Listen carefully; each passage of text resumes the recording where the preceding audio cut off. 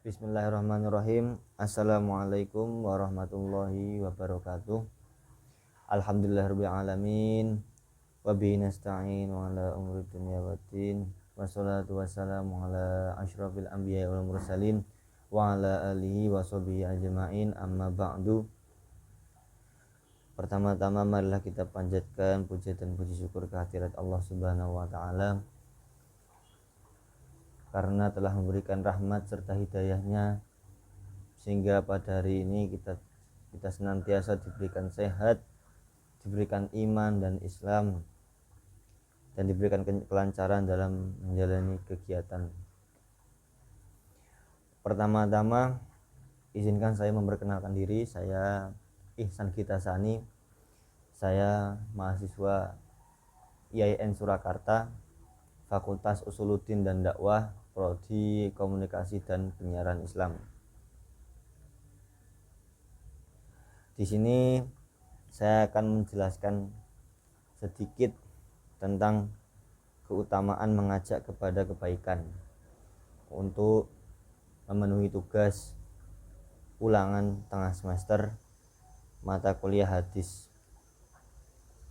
Di sini saya akan menjelaskan materi keutamaan dan mengajak kepada kebaikan dengan referensi buku yang berjudul Hadis Dakwah, Konsepsi Dasar Dakwah Islam yang ditulis oleh Dr. Sarbini, Magister Agama. Keutamaan mengajak kebaikan. Di sini disebutkan satu hadis. Bismillahirrahmanirrahim. Hadatsana Yahya bin Ayyub wa Qutaibah bin Sa'id wa bin Hujrin qalu hadatsana Ismail ya'nuna bin Ja'far anil Ala'i an abihi an Abi Hurairah anna Rasulullah sallallahu alaihi wasallam qala man da'a ila hudan kana lahu minal ajri mislu ujuri man tabi'ahu la yanqusu dzalika min ujurihim syai'a wa man da'a ila dolalatin kana alaihi minal ismi mislu asim man tabi'ahu la yanqusu dzalika min asimihim syai'a, yang artinya telah menceritakan kepada kami Yahya bin Ayyub dan Qutaibah bin Sa'id dan Ibnu Hujr, mereka berkata telah menceritakan kepada kami Ismail yaitu Ibnu Ja'far dari Al-Ala dari bapaknya dari Abu Hurairah bahwasanya Rasulullah sallallahu alaihi wasallam bersabda, barang siapa mengajak kepada kebaikan maka ia akan mendapat pahala sebanyak pahala yang diperoleh orang-orang yang mengikutinya tanpa mengurangi pahala mereka sedikit pun. Sebaliknya, barang siapa yang mengajak kepada kesesatan maka ia akan mendapat dosa sebanyak yang diperoleh orang-orang yang mengikutinya tanpa mengurangi dosa mereka sedikit pun. Hadis Muslim nomor 4831 atau AN 84. Ya, di sini saya akan menjelaskan beberapa arti dari lafaz dalam hadis tersebut. Da'a artinya mengajak, ila huda artinya petunjuk atau kebaikan. Al-ajri artinya pahala, tabi'ahu mengikutinya, yang kusu mengurangi, ila dolalatin kepada kesesatan, al-ismi dosa. Pesan hadis. Hadis ini mengandung pesan untuk berdakwah, yaitu seruan dengan mengajak manusia kepada petunjuk, kebaikan, dan keutamaan, sekaligus peringatan dari perbuatan mengajak manusia kepada kesesatan dan perbuatan dosa. Jadi hadis ini mengajak kita untuk senantiasa beramar ma'ruf nahi mungkar, akan tetapi dengan cara yang baik, dengan cara yang lemah lembut, dengan cara yang damai, tidak dengan kekerasan, tidak dengan seruan kebencian, tidak dengan menjelek-jelekkan orang lain, seperti itu. Itu pendapat saya. Dalam hadis lain dinarasikan yang hampir sama, yaitu barang siapa yang memberi teladan atau contoh perbuatan yang baik, ia akan mendapatkan pahala perbuatan tersebut serta pahala orang mengikutinya sampai hari kiamat tanpa mengurangi pahala mereka sedikit pun. Dan barang siapa yang memberikan contoh kejelekan, maka ia akan mendapatkan dosa perbuatan tersebut serta dosa orang-orang yang mengikutinya sampai hari kiamat tanpa mengurangi dosa mereka sedikit pun. Hadis Muslim nomor 1117. Jadi kita dalam berbuat baik, jika ada orang yang mengikuti kita, maka kita akan mendapatkan pahala sebagaimana orang yang mengikuti kita itu. Seperti itu. Jadi pahalanya menambah terus kepada kita. Semakin banyak yang mengikuti kita dalam berbuat baik, maka akan sebanyak pahala yang kita dapat sampai hari kiamat. Di sini dijelaskan sampai hari kiamat. Dan begitu juga sebaliknya. Jika kita berbuat dosa, lalu ada yang mengikuti kita, seperti kita meminjam sendal orang tidak bilang-bilang dahulu. Lalu ada orang yang melihat, wah, si A itu meminjam sendal tidak bilang-bilang. Lalu yang melihat tadi mengikuti kita karena melihat kita meminjam tanpa izin terlebih dahulu. Ya begitu, dosanya masuk ke kita tanpa mengurangi dosa orang tersebut sedikit pun. Bertambah banyak dosa kita jika melakukan keburukan lalu diikuti orang. Bagaimana solusinya? Kita terus berbuat baik,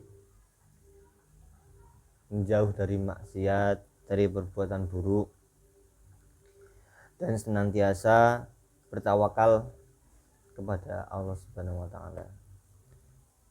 Yang hanya bisa kita lakukan adalah berbuat baik, entah itu orang menilai seperti apa, tidak usah dipedulikan. Ah, kamu terlalu baik, ah kamu itu gak ada nakal-nakalnya, ah, tidak usah dipedulikan. Seperti itu, teruslah berbuat baik, jangan pernah bosan. Imam An-Nawawi memberikan uraian hadis di atas bahwa menunjukkan anjuran dan disukainya memberikan contoh perkara-perkara yang baik dan haramnya memberikan contoh perkara-perkara yang buruk. Orang yang memberi teladan perbuatan yang baik, maka ia akan mendapatkan pahala perbuatan tersebut serta pahala orang yang mengikutinya sampai hari kiamat. Dan orang yang memberikan contoh kejelekan, maka ia akan mendapatkan dosa perbuatan tersebut serta dosa orang-orang yang mengikutinya sampai hari kiamat. Begitu juga orang yang mengajak kepada petunjuk, ia mendapat pahala orang yang mengikutinya, atau mengajak kepada kesesatan, maka ia mendapat dosa seperti dosa-dosa pengikutnya, baik petunjuk atau kesesatan tersebut yang ia pertama kali memulainya atau sudah ada sebelumnya. Jadi semuanya itu tetap dinilai, tetap mendapat balasan. Perbuatan kita walaupun sebesar biji zarah atau biji sawi itu kecil sekali, tetap mendapat balasan di hari akhirat nanti, sesuai dengan apa yang kita lakukan. Jadi seperti itu. Lalu di sini dijelaskan hadis yang ketiga terdapat kalimat man da'a ila huda. Menurut Ibnul Qayyim bahwa orang yang mengajak kepada petunjuk dengan dakwahnya ia mendapat pahala seperti orang yang mendapat petunjuk, dan orang yang menyebabkan kesesatan dengan seruannya ia akan mendapatkan dosa seperti dosa yang orang yang ia sesatkan. Marilah kita senantiasa mengajak orang untuk berbuat baik. Ayo mengaji, ayo sholat jamaah. Nah, itu nanti jika orang itu mengikuti apa perkataan kita, kita akan mendapat pahala juga seperti yang orang itu kerjakan. Dan jika kita mengajak kepada kesesatan, seperti contohnya nanti ketika bulan puasa misalnya, ayo panas sih tuku es kelapa yuk. Padahal ini sudah menolak. Ojo nanti jika nanti nek beli es kelapa dosa, ini bulan puasa, bulan Ramadan. Terus yang tadi menjawab, alah nggak apa-apa, tak bayarin. Wah, mereka pergi beli es kelapa. Itu dosanya, dosa berdua itu jadi satu. Nggak boleh seperti itu, nggak boleh.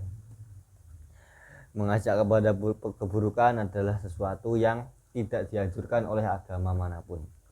Agama manapun, baik itu Islam, Kristen, Hindu, Buddha, semuanya mengajarkan kebaikan.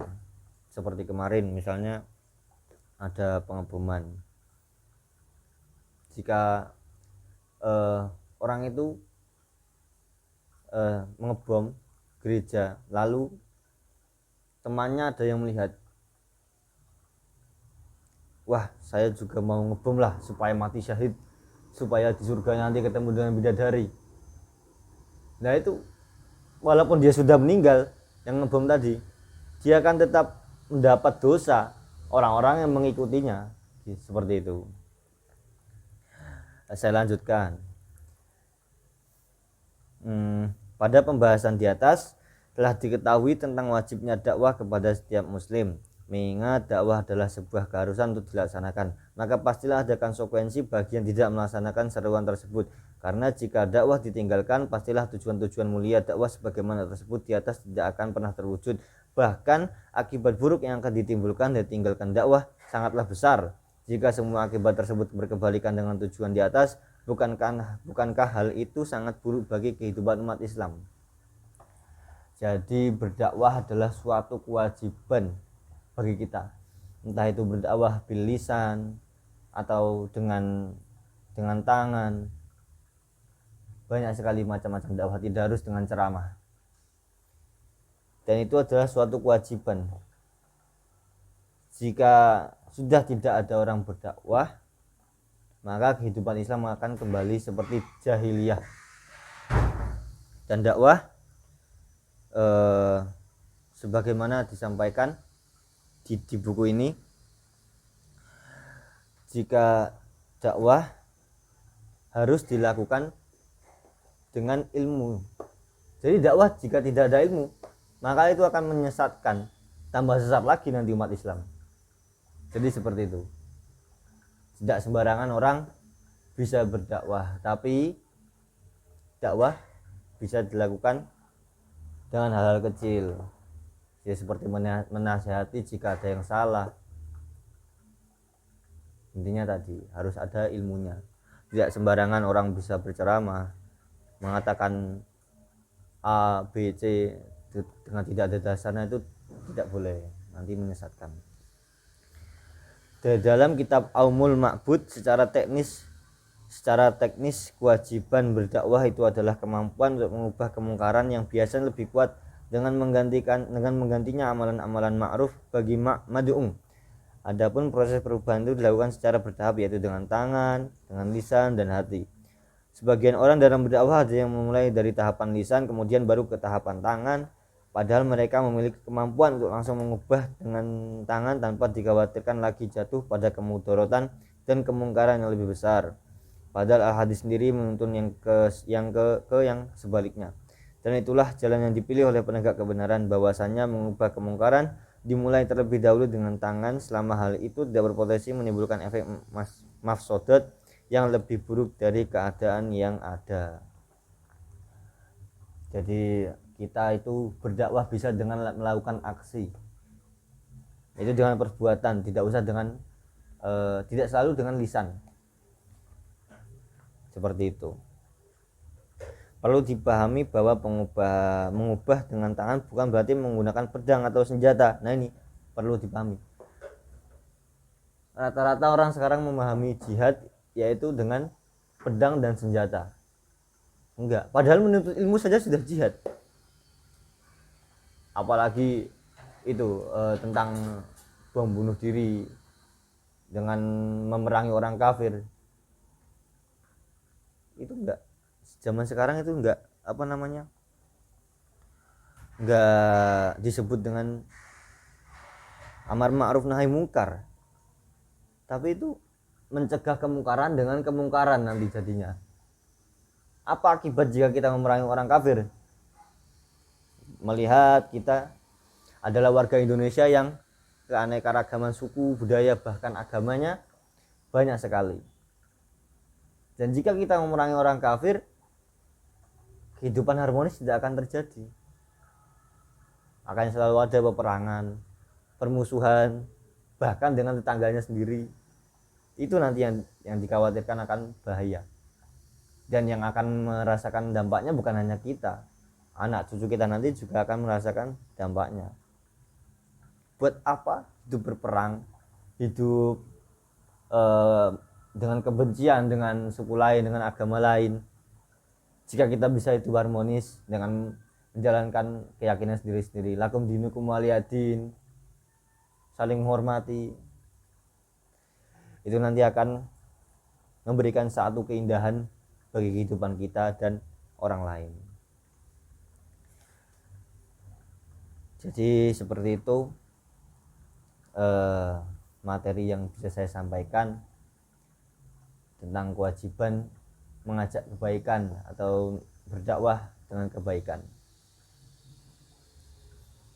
Berdakwah semampu kita, tidak usah menjelek-jelekkan orang lain, ya seperti itu.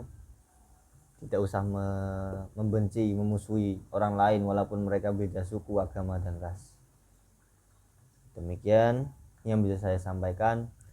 Saya mohon maaf sekali jika saya memiliki salah kata dan perbuatan.